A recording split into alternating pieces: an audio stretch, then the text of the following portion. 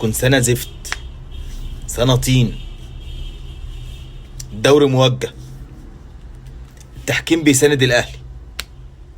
انا عندي 5 حالات، تعال نشوفهم مع بعض. اول حالة دي لاعب الجونة، كانت في ماتش الزمالك والجونة.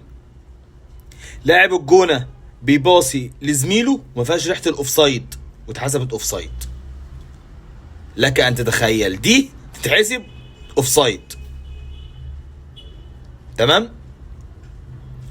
لعبة تانية في نفس الماتش، احمد سيد زيزو هرس رجل اللاعب، ولو كان خد انذار بس كان اتحرم من مباراة الاهلي والزمالك، ما كانش لعب.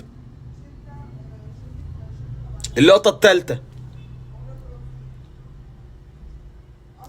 تدخل عنيف من محمد السيد لاعب الزمالك قصاد الاسماعيلي، كان هتسبب ضربة جزاء وما اتحسبتش ولا اتعمل فيها اي شيء.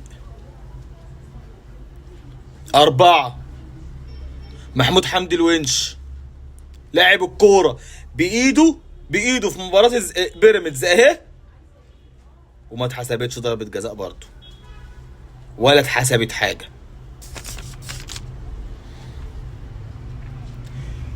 رقم 5، تدخل عمر جابر قصاد لاعب سموحة وما خدتش ولا كارت احمر ولا ركلة جزاء، وبيقولوا الدوري موجه.